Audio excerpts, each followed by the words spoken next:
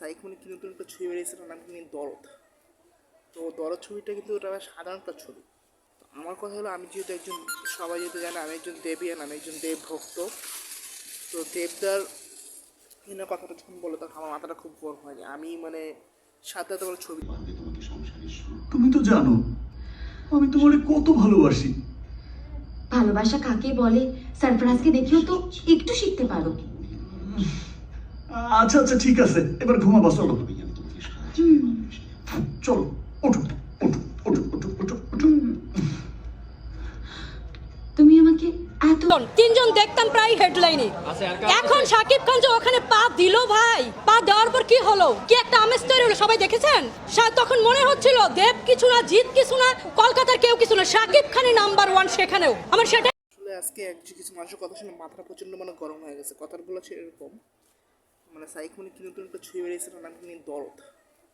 তো দরদ ছবিটা কিন্তু ওটা সাধারণ একটা ছবি। আমি ভাবছিলাম কোনো সাধারণ ছবি হবে। তো মানুষ একটা মেয়ে এমনভাবে অপমান করছে, মেয়েটা এটা দেব এফ জিৎ তাই না। আমার কথা আলোচনা করছো, ঠিক আছে, হ্যাঁ তোমার আলোচনা রাইট আছে, তুমি করছো, তুমি একজন মানুষকে এভাবে ছোটো করতে পারো না। তো আমার কথা হলো, আমি যেহেতু একজন, সবাই যেহেতু জানে আমি একজন দেবিয়ান, আমি একজন দেব ভক্ত। তো দেবদার কথাটা যখন বলে তখন আমার মাথাটা খুব গরম হয় যে আমি সাথে সাথে ছবিটা দেখি যে ছবির মধ্যে কী আছে এমন আপনার যে দেবের সাথে আপনি যা করলো তুলনা করলো। আর ও মেয়েটা এসে বলতেছে দেবের ইয়া নাই, ভাত নাই, ইয়া নাই। আমার কথা হলো একটা একটা কথাই বলবো, দেব ইজ দেব। দেব একটা ব্র্যান্ড। তো ব্র্যান্ডের সাথে আপনার এই কী বলে এসবের আমি অপমান করবো না, কারণ সাকিব খান আমাদের বাংলাদেশের গর্ব। তো ওর তুলনা হয় না। এখন আপনি একটা ছবি দেখা দরদ, হ্যাঁ ছবিটা ভাই খুব আমি ব্যক্তিগতভাবে আমি বলবো ছবিটা খুব ভালো হয়েছে। আমি ছবিটা দেখে আমি নিজেদের কান্না করছি, খুব মজা পেয়েছি। বা আমার যেরকমই লাগে ছবিটা খুব একটা বলতে হ্যাঁ বেস্ট একটা সিনেমা। কিন্তু এই জন্য যেমন আপনি শাহরুখ খানকে অপমান করবেন, সালমান খান, ঋত্বিক, এই অপমান করার রাইটটা আপনি কে দিছে? আমি বলবো না ভাই, আপনারা ভাই শুনুন ভাই, মেয়েটা শাকিব খান যে ওখানে পা দিল ভাই, পা দেওয়ার পর কি হলো, কি একটা আমেজ তৈরি হলো সবাই দেখেছেন। তখন মনে হচ্ছিল দেব কিছু না, জিৎ কিছু না, কলকাতার কেউ কিছু না, শাকিব খানই নাম্বার ওয়ান সেখানেও। আমার সেটাই মনে হচ্ছিল, সেটাই শাকিব খান যে দাঁড়ালো গিয়ে সেখানে কি একটা ক্রেজ তৈরি হয়েছিল সেটা দেখেছেন। সেটা সবার দেখা উচিত, জানা উচিত, তার থেকে বোঝা উচিত শাকিব খান সব জায়গায় নাম্বার ওয়ান, পুরো পৃথিবীতে নাম্বার ওয়ান। শাকিব খান পুরো পৃথিবীতে নাম্বার ওয়ান, আজীবন আজীবন, এবং আজীবন ধরে রাখবে। এবং এটা আপনারা বছরের পর বছর খোঁজ নিয়ে দেখেন, যদি কথাটা সত্যি না হয় তখন এসে বললেন কি ব্যাপার, টেক্কা দিয়েছে অলরেডি তুফান দিয়ে, আমার হিসেবে টেক্কা দিয়ে দিয়েছে। তুফানে যে শাকিব খান অভিনয়টা করেছে, সেই অভিনয়টা শাহরুখ খান, সালমান খান আর কয়েকজন এসে করুক, দেখি কাকে ভালো লাগে বেশি। বলি ভাই শুনুন, একটা একজনকে আপনি এভাবে যে আপনি যে অপন করুন, আপনি কে, আপনি এই ট্র্যাকটা পান তো?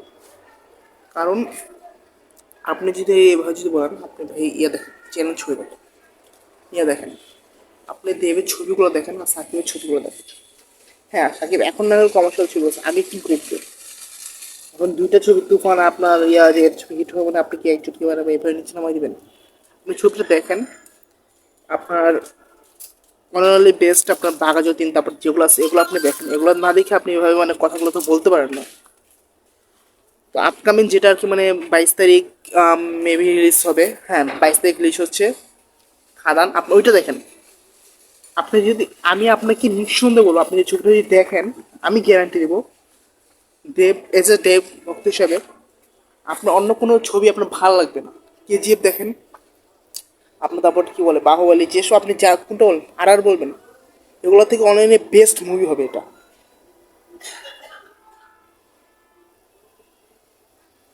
আপনার আর আপনার একটা কি দরদ সিনেমা, কি অনন্য মাহমুদ, একে নেওয়া ভাই, ভাই কিছু বলবো না। হ্যাঁ আমি তাদের আমি সম্মান করি, এই জন্য আমি কিছু বলবো না।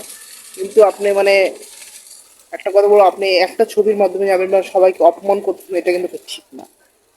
আর আপু আপনাকে বলতেছি, আপনার কাছে ভিডিওটা যাবে কি যাবে না জানি না আমি, ভিডিওটা আমার কই কী হবে না হবে।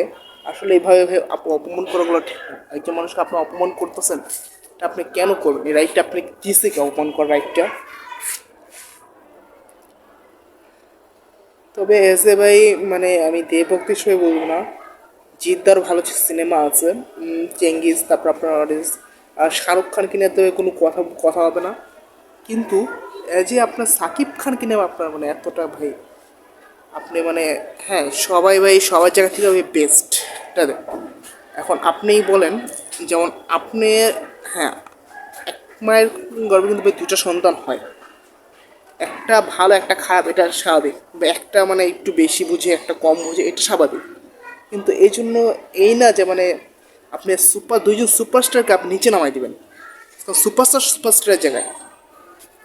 আর নিঃসন্দেহে আপনার সাকিব খান সুপারস্টার, হ্যাঁ তাকে আপনার কিং খান পদক দিয়েছেন, আমিও বলি সাকিব খান সুপারস্টার।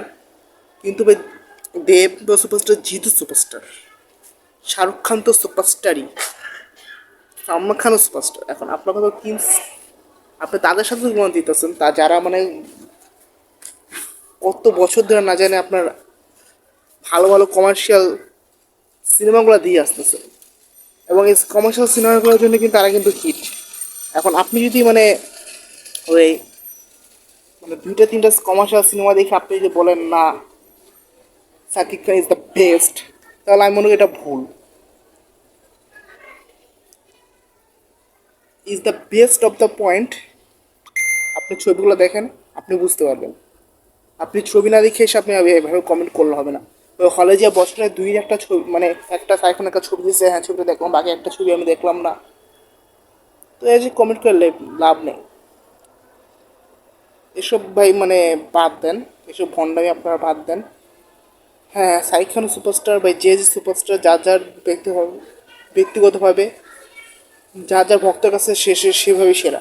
এখন আপনার কাছে হ্যাঁ হয়তো সাকিব খান সেরা, এই জন্য আপনি মানে তাদের ভক্তদের মনে আঘাত দিয়ে বা কারো মনে আঘাত থাকতে কথা বলতে পারেন না। হ্যাঁ হয়তো আমার বস একটা কথা বলে, ভেবদা একটা কথা বলে, সমালোচনা মানুষ করবেই, এটা তখন মানে কান দেওয়া উচিত না। তো ভাই মানে কান দিয়ে লাভ নেই, তো আপনার মানে কথাটা ব্যক্তিগত মাইন্ডে লাগে, এই জন্য আর কি মানে বললাম।